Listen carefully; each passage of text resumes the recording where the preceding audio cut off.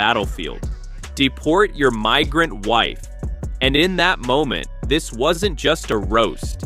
It was a spotlight on the core contradiction of Donald Trump's brand, the wall builder married to a woman who climbed over one. So what happens when one of Britain's sharpest comedians dares Trump to follow his own immigration policy, starting at home? It's all based on public clips, real statements, and confirmed reporting. Grab a drink and maybe a diaper. You might laugh yourself wet. But I think, what if we just told him he got in? Robert De Niro had barely finished his opening monologue when Ricky Gervais walked out, the crowd already buzzing from the energy in the room. The two had been billed as surprise co-hosts for the evening's televised fundraiser, but no one expected what was about to unfold. Both men have reputations for saying exactly what they think, no filters, no safe zones, and tonight, the gloves were off. De Niro, in his trademark gravelly voice, started casually enough, thanking the audience for supporting causes that actually matter, unlike some of the phony charity fronts we've seen lately. The jab hung in the air, and a few knowing chuckles rippled through the crowd. He let the pause stretch, then dropped the name. You know, like certain family-run foundations where the donations go to private jets and gold toilets? I'm looking at you, Mar-a-Lago. The room erupted in a mix of laughter and gasps. He didn't need to explain further. Everyone knew he was talking about Donald Trump. Ricky Gervais leaned in with that sly grin of his. Oh, come on, Bobby, don't be so harsh. I mean, at least his taste in interior design is consistent, gaudy, self-absorbed, and probably The crowd howled, and the cameras caught several celebrities shaking their heads. Some laughing, some just wide-eyed at the audacity. De Niro smirked, but wasn't done. You know what I can't get past? All the talk about real Americans and protecting our borders, and yet, the First Lady, the one they parade around like a trophy, wasn't even born here. If you're going to shout deport them all, maybe you should start at home. The audience froze for a half-second before the weight of the remark hit. The applause was loud, mixed with stunned murmurs. It wasn't the first time someone had pointed out Melania and Trump's immigrant status, but hearing De Niro phrase it so bluntly and live on television was something else entirely. Ricky seized the moment, leaning into the microphone with mock sincerity. Oh no, don't say that, you'll give him ideas. Next thing you know, he'll be holding a press conference saying, folks, we've got the best deportations. Tremendous deportations. Starting with my own wife. He has got those, hasn't he? Yeah. He's not allowed to. Maybe they've given him fake ones. And if all this still feels like comedy, here's the punchline you won't laugh at. Yes, Gervais delivered 3 words, exposed the one thing Trump never built a wall around, his own hypocrisy. Deport your migrant wife.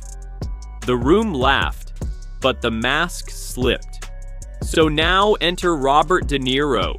If Gervais brought the fire, De Niro's about to bring the explosion. You'll want to stick around for this one. I mean, he's so blatantly stupid. He's a punk, he's a dog, he's a pig, he's a con, a bullshit artist, a mutt who doesn't know what he's talking about, doesn't do his homework, doesn't care, thinks he's gaming society, doesn't pay his taxes. He's an idiot. Colin Powell said it best. He's a national disaster. He's an embarrassment to this country. It makes me so angry. Robert De Niro didn't just agree with Ricky Gervais. He turned the joke into a charge sheet. If Gervais laughed at the absurdity, De Niro stared straight into the camera and called it what it really was: a national disaster in a red tie. This wasn't rage for show. It was years of watching a con man play president and watching millions pretend not to notice. He talks how he wants to punch people in the face. Well, I'd like to punch him in the face. This is somebody that we want for president? I don't think so. What I care about is the direction of this country. Very sad, but fair. The impersonation was pitch perfect, and the laughter this time was uncontrollable. But then Ricky went further. Imagine the campaign slogan, "Make the White House Bachelor Again." The audience roared, some almost falling out of their seats. Cameras panned to celebrity guests clutching their faces, shaking their heads in disbelief. De Niro, not missing a beat, turned serious. Jokes aside, this hypocrisy is what's eating away at the integrity of leadership. You can't tell millions of families they don't belong here, while your own family wouldn't even pass the immigration test you're trying to push on others. It was a rare moment of gravity between the laughs, and the crowd responded with a wave of applause. The co-hosts let it breathe before Ricky broke the tension. I mean, Melania's probably the best part of the whole operation, But knowing Trump, he'd probably try to trade her in for a younger model like he does with his cabinet members. Backstage sources later claimed producers were scrambling during this segment, debating whether to cut to commercial, but the cameras stayed live, and the internet was already exploding. Clips of De Niro's Deport Your Migrant Wife line were being clipped, subtitled, and shared across social media before the show even ended. Later in the program, the two came back on stage together, clearly aware of the stir they'd caused. De Niro raised an eyebrow. "Think we'll get a tweet about this?" Ricky laughed. "Oh, definitely. Probably something like, washed-up actors attacking me on fake TV. Sad." More than that to me, he's sick. He is really, genuinely a sick person that somehow has been allowed into our system. And I'm tired of calling him names. He just can't be anywhere near the office of the presidency.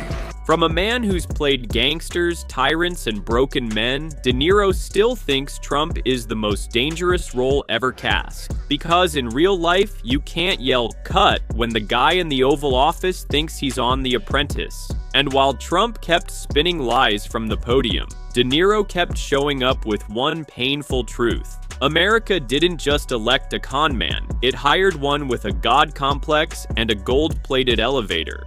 Today we have a kind of a weird, twisted president who thinks he's a gangster, who's not even a good gangster, because this is a guy that, even gangsters like honor among thieves, you shake a hand, you have your word. That's all you have. Yeah. Is your word, and they have your word, and that's it. This guy is not the case. It's almost poetic. The man who built his empire on gold and lies can't even match the moral code of a movie mobster. Because Trump didn't just blur the line between reality TV and politics. He blurred— Spelled Gervais wrong. Of course, he'll write. Gervais by midnight. Headlines were everywhere. Cable news hosts debated whether De Niro had crossed a line or just told an inconvenient truth. Conservative pundits rushed to defend Melania, while progressive commentators argued that the remark was a cutting reminder of Trump's double standards. Meanwhile, online polls showed overwhelming support for the host's roast. Hashtags like #Deport Your Migrant Wife and #Gervais bombshell trended for hours. A handful of right-wing influencers tried to spin it as an attack on immigrants in general, but most viewers recognized it for what it was, a satirical takedown aimed squarely at hypocrisy. By the following morning, Trump's Truth Social page was filled with all-caps rants about Hollywood losers, fake ratings, and pathetic attempts to stay relevant. Melania, as usual, remained silent, but insiders claimed she was privately furious at the public ridicule. Though not necessarily surprised, Ricky addressed the backlash on a podcast later that week. "Look, we're comedians. We hold up a mirror. Sometimes people don't like what they see in it." De Niro was even less apologetic. "If you can't handle a joke, maybe you shouldn't be running a country." The segment became one of the most talked about moments of the year, proof that, in the age of scripted politics, unscripted television can still rattle the system. And for a few minutes on live TV, Robert De Niro and Ricky Gervais managed to do what millions had wanted for years: cut through the noise with one devastating line. As an immigrant to this country, I would like to say a few words to my fellow Americans. President Trump sought to overturn the results of an election, and of a fair election. President Trump is a failed leader. He will go down in history as the worst president ever. The good thing is that he soon will be as irrelevant as an old tweet. And then came Arnold, an immigrant who built the American dream from scratch, calling out the man who built a wall to keep others out while marrying one in. He didn't need to scream like